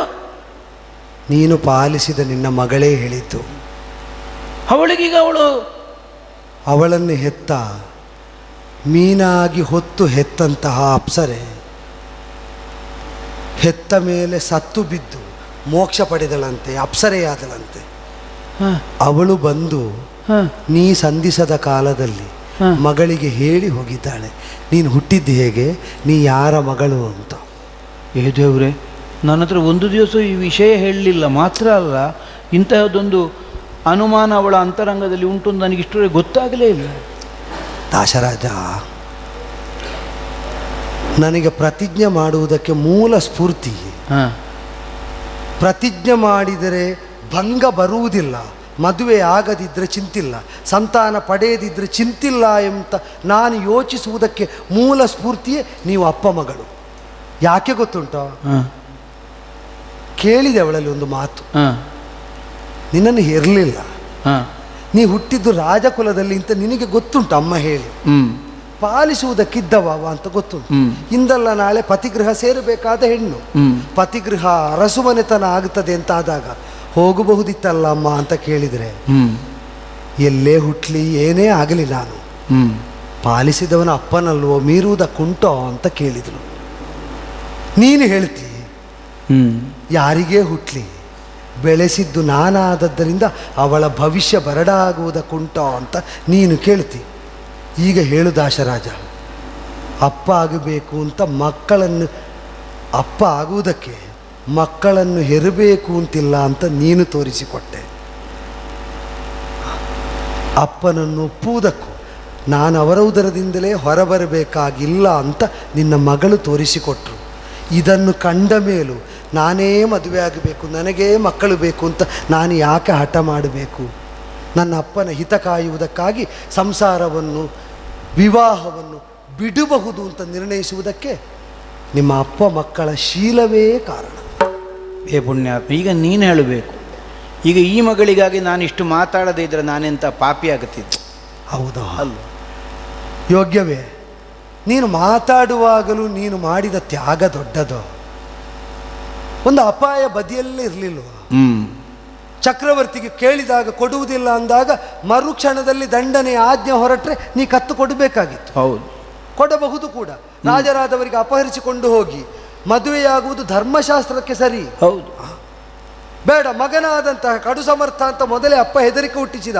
ಮಗ ಬಂದು ಎದೆ ಎತ್ತರಕ್ಕೆ ಬೆಳೆದ ತಾನು ಸಮರ್ಥನೂ ಇದ್ದೇನೆ ಅಂತ ನಿರೂಪಿಸ್ತಾ ಕೇಳಿದ ಕಾಲದಲ್ಲಿ ಕೊಡದಿದ್ದರೆ ಕೈಯಲ್ಲಿದ್ದ ಕರವಾಳ ಕತ್ತು ಕತ್ತರಿಸಿತು ಅಂತ ಆತಂಕ ಇರಲಿಲ್ವೋ? ಅರಸು ಮಗಳೊಬ್ಬಳು ನನಗೆ ಮಗಳಾಗಿ ಉದಿಸಿದಾಗ ಅದರ ಭವಿಷ್ಯಕ್ಕಿಂತ ದೊಡ್ಡದು ತನ್ನದೂ ಅಲ್ಲ. ಹೋದರೆ ಪ್ರಾಣ, ಸಿಕ್ಕಿದರೆ ಮಗಳಿಗೆ ಭವಿಷ್ಯ ಅಂತ ಇದು ತನಕದ ಬದುಕನ್ನು ಸಾರ್ಥಕಪಡಿಸಿದೆ ನೋಡು. ನನಗೆ ಭವಿಷ್ಯದಲ್ಲಿ ಯಾರಿಗಾಗಿ ಬದುಕಬೇಕು, ಹೇಗೆ ಬದುಕಬೇಕು ಎಂಬುದಕ್ಕೆ ನಿನ್ನ ಬದುಕು ದೊಡ್ಡ ಪಾಠ ಮಾಡಿತಪ್ಪ. ಅದಕ್ಕೆ ನಾ ಕೃತಜ್ಞ. ಯಾವನ ಬದುಕಿಗಾದರೂ ಒಂದು ಸಾರ್ಥಕ್ಯ ಬರುವುದು ಅದಕ್ಕೆ ಅಲ್ವ, ತಮಗಾಗಿ ಬದುಕಿದಾಗ ಅಲ್ಲ. ನಾವು ಭವಿಷ್ಯ ರೂಪಿಸಬೇಕಾದ ನಮ್ಮ ಮಕ್ಕಳಿಗೆ ಬೇಕಾಗಿ ನಮ್ಮ ಪ್ರಾಣ ಆದರೂ ಹೋಗಲಿ, ಆದರೆ ಅವರ ಗತಿಗೆಡಬಾರ್ದು. ಅದನ್ನಲ್ಲೂ ಅಪ್ಪ ಯೋಚಿಸಬೇಕಾದದ್ದು. ಅಷ್ಟನ್ನು ಮಾಡಿದ್ದೇನೆ, ಬೇಸರ ಮಾಡಿಕೊಳ್ಬೇಡ. ಇದು ನನ್ನ ಮಗಳನ್ನು ನಿನ್ನ ಅಮ್ಮನನ್ನು ಇಬ್ಬರನ್ನು ಕಳಿಸ್ತೇನೆ. ಎರಡನ್ನು ಒಂದಾಗಿಸಿ ಸ್ವೀಕರಿಸಿದ್ದೇನೆ. ನಿನಗೆ ಅದು ಬೇರೆ ಬೇರೆ ನೆಲೆ, ಯಾಕೆ ಬೇರೆ ಮಾಡಬೇಕು? ಎಲ್ಲ ಒಂದೇ ಅಲ್ವೋ. ಒಂದು ಕುಟುಂಬದೊಳಗೆ ಸ್ನೇಹಾನುಬಂಧ ಬೆಳೆದ ಮೇಲೆ ಕಳಿಸಿದ್ದೇನೆ ಅಂತ ಯಾಕೆ ಇಲ್ಲಿಂದಲೇ ಕಳಿಸಿಕೊಡುವುದು? ಅರಮನೆಗೆ ಬಾ, ಜೊತೆಯಲ್ಲೇ ರಥ ಏರಿಕೊಂಡು ಮಗಳ ಜೊತೆಯಲ್ಲೇ ಬಂದು ರಾಜೋಚಿತ ಸತ್ಕಾರ ಪಡೆದು ಕೆಲ ದಿವಸ ಇದ್ದು ಮರಳಬಹುದು. ನೀ ಬಾ. ಸರಿ, ಹೋಗುವ, ಹೋಗುವ. ಆದರೆ ಆ ಸಂಬಂಧ ಇಲ್ಲಿಗೆ ಮುಗಿದು ಹೋಗಲಿ ಅಲ್ಲ. ಮದುವೆಯ ಸಂಭ್ರಮ ಒಂದು ನೋಡ್ತೇನೆ ನಾನು. ಅದು ಸರಿ, ನೋಡಲೇಬೇಕಾದ್ದು. ಹೌದು, ಆದರೆ ಮತ್ತೇನು ಮುಗಿಲಿ? ಮತ್ತೆ ಹಾಗಲ್ಲ, ನಮ್ಮ ಮಿತಿಯನ್ನು ನಾವು ತಿಳಿದೇ ವ್ಯವಹರಿಸಬೇಕಲ್ಲ. ಅವಳಿಗೆ ಅದು ಹಳೆಯ ಕನಸೇ ಆಗಲಿ. ನಾನು ಇಲ್ಲಿಂದಲೇ ಮುಚ್ಚಿದ ಕಣ್ಣಿನಿಂದಲೇ ಮಗಳ ಭವಿಷ್ಯ ನೋಡ್ತಾ ಇರ್ತೇನೆ. ಬ್ರಹ್ಮರ್ಷಿ ಹೇಳ್ತಾರೆ, ಬ್ರಹ್ಮರ್ಷಿಗಳು ಹೇಳುವ ಮಾತು ನೀನು ಹೇಳುವ ಈ ಮಾತು ತುಂಬ ವ್ಯತ್ಯಾಸ ಇದ್ದದ್ದಲ್ಲ ಏನು. ವಸಿಷ್ಠರು ಹೇಳ್ತಿದ್ರು ನನಗೆ ಉಪದೇಶ ಮಾಡುವಾಗ. ವಸಿಷ್ಠರಂದ್ರೆ ದೊಡ್ಡ ಗುರುಗಳು, ಕೇಳಿ ತಿಳಿದಿರಬಹುದು. ನೀ ಮಾಡಬೇಕಾದದ್ದನ್ನು ಮಾಡಿದ ಮೇಲೆ ಅದಕ್ಕೆ ಇಂಥದ್ದೇ ಫಲ ಬೇಕು ಅಂತ ನಿರೀಕ್ಷೆ ಮಾಡ್ತಾ ಕೂತುಕೊಳ್ಬೇಡ. ದೇವರು ಕೊಟ್ಟದ್ದು ಫಲ ಅಂತ ಇದ್ದದ್ದರಲ್ಲಿ ತೃಪ್ತಿ ಪಡು ಅಂತ ವಸಿಷ್ಠರು ಅಷ್ಟು ಓದಿ ತಿಳಿದು ಅದನ್ನು ಹೇಳಿದರು. ಬದುಕನ್ನು ಚೆನ್ನಾಗಿ ತಿಳಿದದ್ದರಿಂದ ನೀನು ಅದನ್ನು ಮಾಡ್ತಾ ಇದ್ದಿ. ನಾನು ಮಾಡಬೇಕಾದ್ದೆಲ್ಲ ಮಾಡಿದ ಮೇಲೆ ಇಂಥದ್ದೇ ಫಲ ಅಂತ ನನಗೆ ಅರಮನೆ ಬೇಡ, ರಾಜವೈಭವ ಬೇಡ, ಭೋಗ ಬೇಡ, ಇದ್ದಷ್ಟು ಸಾಕು ಅಂತ ಇರ್ತಾ ಇದ್ದಿ. ವಸಿಷ್ಠರು ಹೇಳಿದ್ದು ಬದುಕಿನ ಸೂತ್ರವಾದರೆ ನೀನು ತೋರಿದ್ದು ಬದುಕಿನ ಆದರ್ಶ. ಆ ಸೂತ್ರವನ್ನು, ಈ ಆದರ್ಶವನ್ನು ಒಟ್ಟಾಗಿಸಿಕೊಂಡು ಬದುಕುವಾಗ ನೋಡುವ, ಯಶಸ್ಸು ಬಂದೀತು, ದೈವಾನುಗ್ರಹ ಸಿದ್ಧಿಸೀತು ಅಂತ ಒಂದು ವಿಶ್ವಾಸ ಉಂಟು. ಆಗಲಪ್ಪ, ಒಳ್ಳೆಯದಾಗಲಿ. ಚಂದ್ರಾನ್ವಯ ಸಾತ್ಯವತೆಯ ಪರಂಪರೆಯ ಅಧಿಕಾರದಲ್ಲಿ ಅವರೇ ಅನುಭವಿಸ್ತಾ ಮುನ್ನಡೆಯುವುದಕ್ಕೆ ಬೇಕಾದ ಸರ್ವ ಸಿದ್ಧತೆಗಳನ್ನು ಮಾಡ್ತಾ ಕಲ್ಯಾಣ ಕಾರ್ಯಕ್ರಮದಲ್ಲಿ ಭಾಗಿಯಾಗುವುದಕ್ಕೆ ಮುಂದುವರಿಯೋಣವೋ? ಹೋಗುವ. ಶುಭವಾಗಲಿ ಮಂಗವಾರ.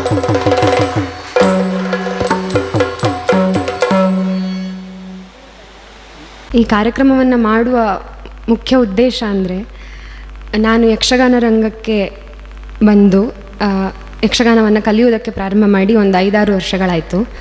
ನಮ್ಮ ಊರಿನಲ್ಲಿ ಹೀಗೊಂದು ಕಾರ್ಯಕ್ರಮ ಮಾಡಬೇಕು ಎನ್ನುವಂಥ ಆಸೆ, ಹಂಬಲ, ಆಕಾಂಕ್ಷೆ ಎಲ್ಲದೂ ಇತ್ತು. ಅದಕ್ಕೆ ಇವತ್ತು ಒಳ್ಳೆಯ ಕಾಲಾವಕಾಶ ಕೂಡಿ ಬಂದಿದೆ ಅಂತ ಭಾವಿಸ್ತೇನೆ. ಸಿದ್ದಾಪುರದ ಭಾಗದಲ್ಲಿ ಮತ್ತು DMSನಲ್ಲಿ ಸತತವಾಗಿ ಪ್ರತಿ ವರ್ಷ ತಾಳಮದ್ದಲೆ ಕಾರ್ಯಕ್ರಮಗಳನ್ನು ಮಾಡಿಸ್ತಾ ಬಂದವರು ಶ್ರೀಯುತ R.M. ಹೆಗಡೆ ಬಾಳೆಸರವರು. ಎಲ್ಲ ಯಕ್ಷಗಾನ ಕಾರ್ಯಕ್ರಮಗಳಾಗಲಿ ಅಥವಾ ಯಕ್ಷಗಾನ ಕಲಾವಿದರಿಗಾಗಲಿ ಅವರ ಸಂಪೂರ್ಣ ಸಹಕಾರವನ್ನು ನೀಡ್ತಾ ಬಂದವರು.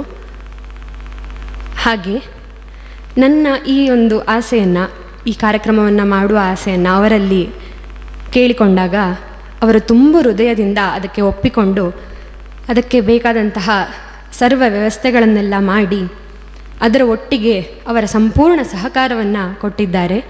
ಅವರಿಗೆ ನಮ್ಮ ತಂಡದ ಪರವಾಗಿ ಮೊದಲನೇದಾಗಿ ಹೃತ್ಪೂರ್ವಕವಾದಂಥ ಧನ್ಯವಾದಗಳನ್ನು ಮೊದಲನೇದಾಗಿ ಸಮರ್ಪಿಸ್ತೇನೆ. ಹಾಗೆ ಸಿದ್ದಾಪುರದ ಇನ್ನೂ ಅನೇಕ ಯಕ್ಷ ಕಲಾಭಿಮಾನಿಗಳಾದ ಶ್ರೀಯುತ R.M. ಹೆಗಡೆ ಬಾಳೆಸರ ಅವರು, ಹಾಗೆ ರಾಘವೇಂದ್ರ ಶಾಸ್ತ್ರಿಗಳು, ಹಾಗೆ ನಾಗರಾಜ್ ದೋಶೆಟ್ಟಿಯವರು, ಹಾಗೆ ಇನ್ನೂ ಅನೇಕ ಯಕ್ಷ ಕಲಾಭಿಮಾನಿಗಳು ನಮಗೆ ತಮ್ಮದಾದಂತಹ ಸಹಕಾರವನ್ನು ನೀಡಿದ್ದಾರೆ. ನಮ್ಮ ಊರಿನಲ್ಲಿ ಇಷ್ಟೊಂದು ಜನ ನನಗೆ ಈ ಥರ ಸಹಕಾರ, ಪ್ರೀತಿ, ಪ್ರೋತ್ಸಾಹ ಇದನ್ನೆಲ್ಲ ನೀಡ್ತಾ ಇದ್ದಿದ್ದು ತುಂಬ ಖುಷಿಯಾಯಿತು. ನಿಮ್ಮ ಪ್ರೋತ್ಸಾಹವನ್ನು ನಾನು ನನ್ನ ಆಶೀರ್ವಾದವಾಗಿ ಸ್ವೀಕರಿಸ್ತೇನೆ. ನಿಮ್ಮಂಥ ಯಕ್ಷ ಕಲಾಭಿಮಾನಿಗಳ ಆಶೀರ್ವಾದ ನನ್ನ ಮೇಲೆ ಇದೇ ರೀತಿ ಸದಾ ಇರಲಿ ಅಂತ ಕೇಳಿಕೊಂಡು ಕಾರ್ಯಕ್ರಮವನ್ನು ಮುಂದುವರಿಸ್ತೇವೆ.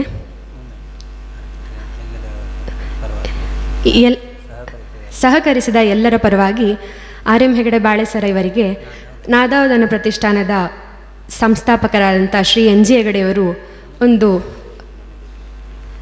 ಒಂದು ಚಿಕ್ಕ ಮೊಮೆಂಟೋವನ್ನು ನೀಡಿ ಗೌರವಿಸಬೇಕು ಅಂತ ಕೇಳಿಕೊಳ್ತೇನೆ.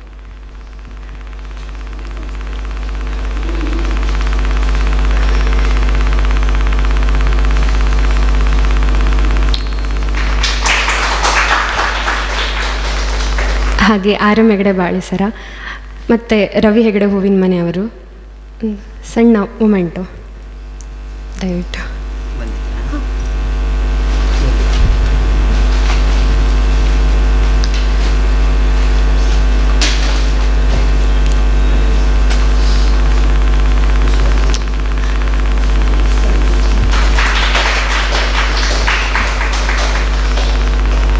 ಯಕ ರಾಜೀವಲೋಚನಾ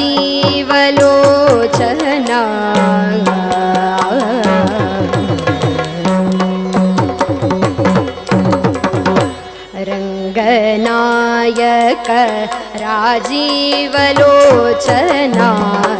ರಂಗನಾಯಕ ರಾಜೀವಲೋಚನಾ ರಮಣನೆ ಬೆಳಗಾಯ್ತು ಏಳೆನ್ನುತ್ತಾ ರಮಣಾನಿ ಬೆಳಗಾಯ್ತು ಏಳೆನ್ನುತ್ತ ನಿದ್ರೆ ಸಾಗೆನ್ನುತ್ತ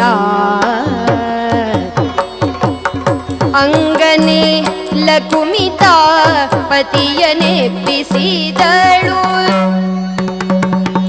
ಅಂಗನೆ ಲಕ್ಷ್ಮಿತಾ ಪತಿಯನೆ ಬಿಸಿದಳು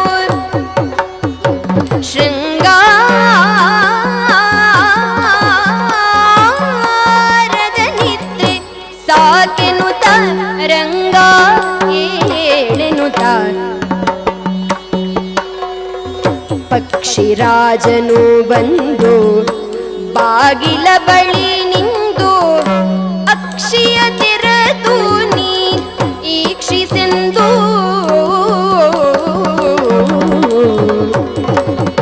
ಪಕ್ಷಿ ಜಾತಿಗಳೆಲ್ಲ ಚಿಲಿಪಿಲಿ ಕೊಟ್ಟುದಾಗ ಪಕ್ಷಿ ಜಾತಿಗಳೆಲ್ಲ ಚಿಲಿಪಿಲಿ ಚಿಲಿಪಿಲಿ ಚಿಲಿಪಿಲಿ ಚಿಲಿಪಿಲಿ ಚಿಲಿಪಿಲಿ ಚಿಲಿಪಿಲಿ ಚಿಲಿಪಿಲಿ ಚಿಲಿಪಿಲಿ ಚಿಲಿ ಚಿಲಿಪಿಲಿ ಚಿಲಿಪಿಲಿ ಚಿಲಿಪಿಲಿ ಚಿಲಿ ಚಿಲಿಪಿಲಿ ಚಿಲಿಪಿಲಿ ಚಿಲಿಪಿಲಿ ಚಿಲಿ ಚಿಲಿಪಿಲಿ ಚಿಲಿಪಿಲಿ ಚಿಲಿಪಿಲಿ ಗುಟ್ಟೋತ ಸೂಕ್ಷ್ಮದಿಂದಲೇ ನಿನ್ನ ಸ್ಮರಿಸುವ ರಂಗ ಸೂಕ್ಷ್ಮದಿಂದಲೇ ನಿನ್ನ ಸ್ಮರಿಸುವ ರಂಗ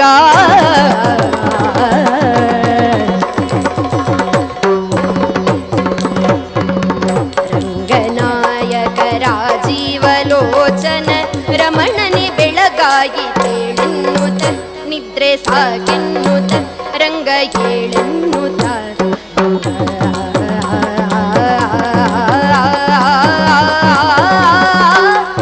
ರಂಗ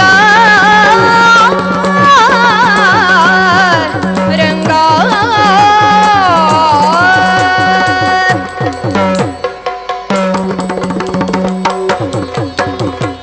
ಆದಿದೇವ ಸಕಲಾಗಮ ಪೂಜಿತ ಯಾದವ ಕುಲ ಮೋಹನ ರೂಪ ವೇದೋದ್ಧಾರಕ ತಿರುಪತಿ ವೆಂಕಟ ವೇಣುನಾದ ಪ್ರಿಯ ನಮೋ ನಮೋ ನಾರಾಯಣ ತೇ ನಮೋ ನಮೋ ನಾರದ ಸನ್ನುತ ನಮೋ ನಮೋ ತಾತಯ್ಯತ್ತ ದಿನ್ನತ್ತ